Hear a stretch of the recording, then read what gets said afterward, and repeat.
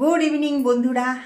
প্রত্যেক দিন তো আমি সকাল থেকেই শুরু করি আমার ব্লগিংটা, তবে আজকে ভাবলাম যে না, বিকেল থেকেই আমি আমার ব্লগিংটাকে একটু কন্টিনিউ করি।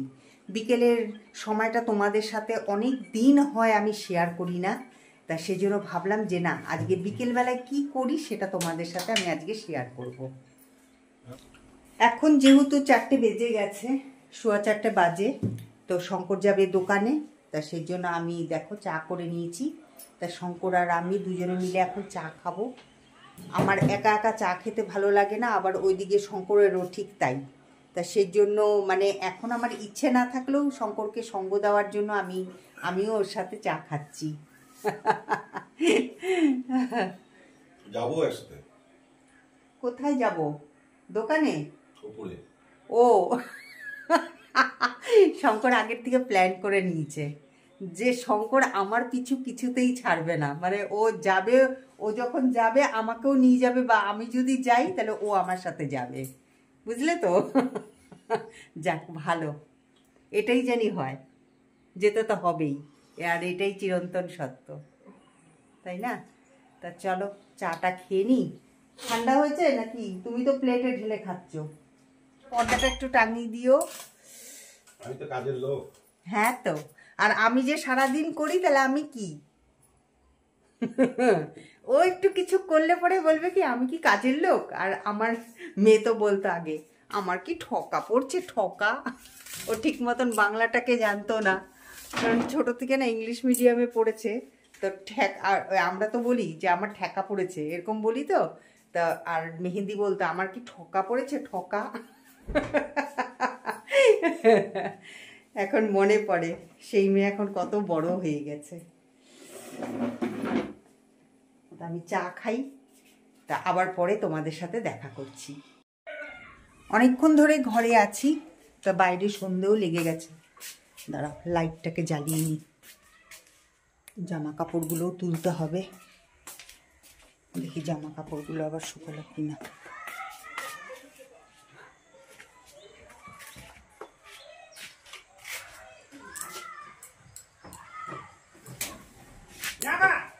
বেলা করে মেলেছি, কিন্তু জামা কাপড়গুলো শুকিয়ে গেছে।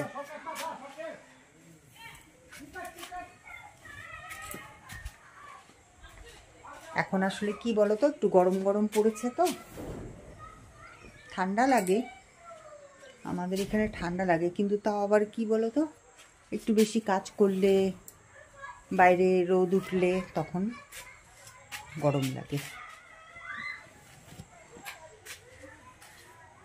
সব শুকিয়ে গেছে। আমার মোবাইলের ব্যাটারি শেষ, এখন আমাকে চার্জে বসাতে হবে। তো এখন চার্জে বসিয়ে দিয়ে ভাবছি একটু বাইরে থেকে ঘুরে আসি। ঘরে একা একা কি করব বলো? যাই দেখি দিদিভাই আছে কিনা, দিদিভাইয়ের সাথে তাহলে একটু গল্প করব। আর ওই যে আকন্দ ফুলের একটা দেখি ডাল ভেঙে নিয়ে আসবো, নাহলে পরে দেখা যাবে কোন দিন ওটাকে শুদ্ধ কে নিয়ে চলে গেছে। এরকমই করে জানো তো এখানকার লোকেরা, মানে ফুল নেবে। এর আগেও তোমাদেরকে আমি দেখিয়েছি আমার পদ্মের ডালগুলো কিভাবে ভেঙে ফেলেছে। তো এই যে আজকে দেখলে তো কিরকম আকন্দ গাছটাকেও ভেঙে ফেলেছে। তো চলো আগে নিয়েই চলে আসি।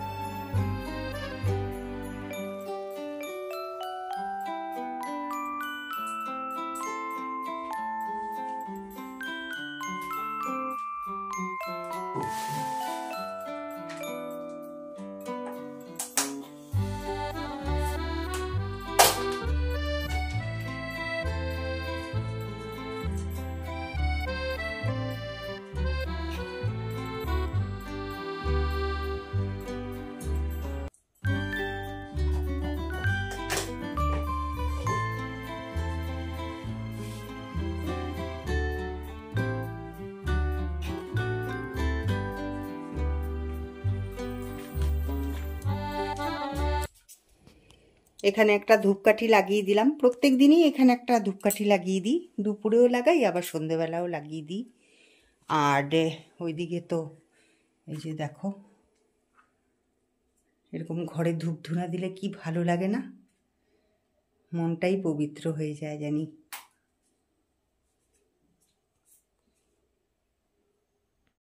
সন্ধে দেওয়ার পর তো আর তোমাদের সামনে আসিনি, কারণ বসে বসে এডিটিং করছিলাম, আর এডিটিং করতে না অনেকটা সময় লাগে। তা যারা মানে ব্লগিং করো তারা তো সবাই জানো। তো যাই হোক, ওই এডিটিং করার পরে তারপরে আমি আমার ব্লগিং নিজেই বসে বসে টিভিতে দেখছিলাম। তো যাই হোক, শঙ্কর চলে এসছে, এই যে এখনই এলো। তা এখানে হাত পা ধুয়ে তারপরে বসলো। এখন আমি যাব হচ্ছে রান্নাঘরে, কারণ শঙ্করকে গরম গরম চা করে দেব, সাথে আমিও খাবো, আর মাখবো হচ্ছে চানাচুর দিয়ে মুড়ি। তা চলো তাড়াতাড়ি করে নিই, কারণ খুব খিদে পেয়ে গেছে, এতক্ষণ শঙ্করের জন্যই ওয়েট করেছিলাম।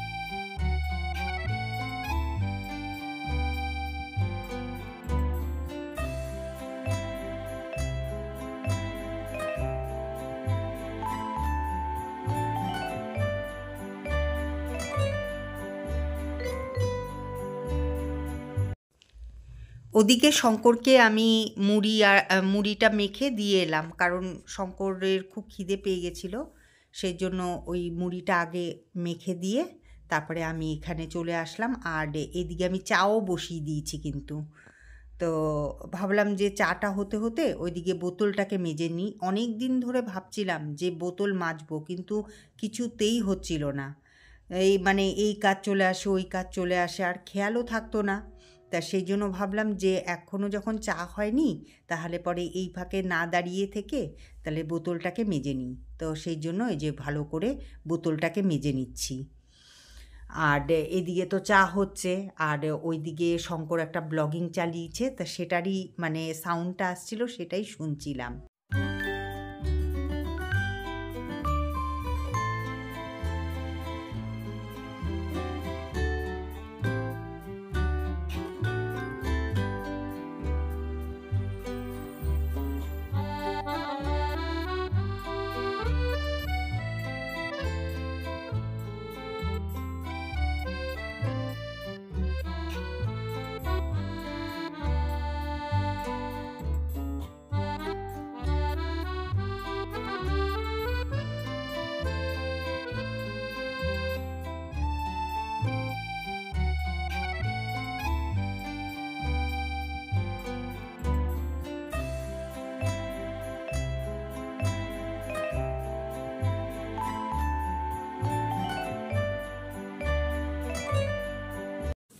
তো এইদিকে দেখো বোতলটা তো মাজা হয়ে গেছে, এবার ওইদিকে দেখলাম চাটাও ফুটে গেছে, তাই চায়ের মধ্যে এখন দুধটা ঢেলে দিলাম। তা চাটা যেহেতু হয়ে গেছে সেই জন্য কাপে বেড়ে নিচ্ছি এখন। আর ওইদিকে শঙ্কর তো বলেই যাচ্ছে যে চা হলো চা হলো ওর এতটাই তাড়া, কারণ কি দোকান থেকে এসে প্রত্যেক দিনই চা খায়, তা আমি চা করে দিই। আর ওইদিকে যেহেতু বোতলটা মাজছিলাম সেই জন্য একটু বাদে নামালাম চাটা। তাই এই যে দেখো এখন আমি নিয়ে যাচ্ছি ওই ঘরে।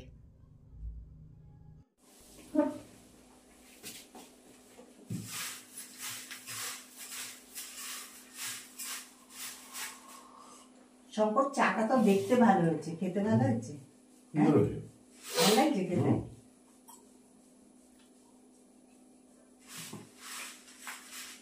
আমার দেখতে তো ভালো লাগছে, আমি খেতে কিরকম হয়েছে খেয়ে দেখো, ভালো হয়েছে।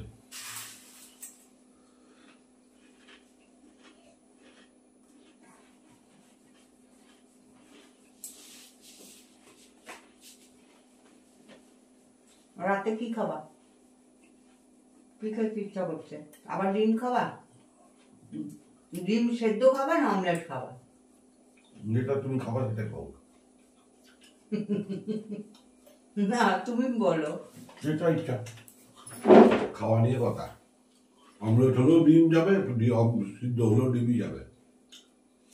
দুইটা দুই রকমের টেস্ট। অমলেট হলে তো ইংরাজি এগ যাবে, অমলেট ইংরাজি হিসাবে যাবে, ইংলিশ হিসাবে। আর ডিম সিদ্ধ বাঙালি হিসাবে ঢুকবে। কোন হিসাবে খাবা? ইংরাজি হিসাবে না বাঙালি হিসাবে? বাংলা হিসাবে খাইনি। ইচ্ছা না, অমলেটই করো। ঠিক আছে। আনতাম না, খেতাম না, কারণ শনিবার নেবার।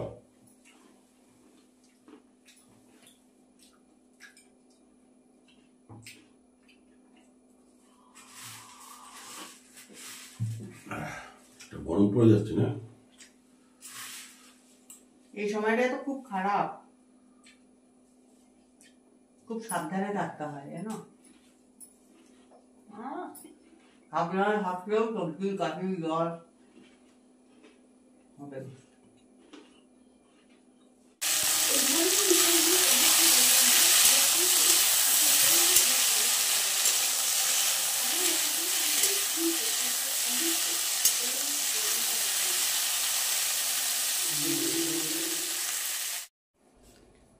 এখন ঘড়িতে বাজে 11টা বাজতে 10 মিনিট বাকি, আর আমাদের ডিনার কিন্তু কমপ্লিট হয়ে গেছে। এখন হচ্ছে শোয়ার পালা। তা সেই জন্য এই যে দেখো, আমি অলরেডি হাফ বিছানা করে ফেলেছি। এখন খালি মশারিটা টাঙাবো, ব্যাস, তাহলে পরেই বিছানা কমপ্লিট। তো আর কি, সেই তো সকালবেলা থেকে শুরু করেছি, তা আবার ইভিনিং থেকে শুরু করলাম, তা এখন শেষ করছি। এই একটা ছোট্ট ব্লগ তোমাদের সামনে প্রেজেন্ট করলাম। তা কীরকম লাগলো অবশ্যই আমাকে কমেন্ট করে জানিও। যদি ভালো লেগে থাকে তাহলে পরে লাইক, শেয়ার আর সাবস্ক্রাইব করতে কিন্তু ভুলো না। চলো, টাটা, গুড নাইট।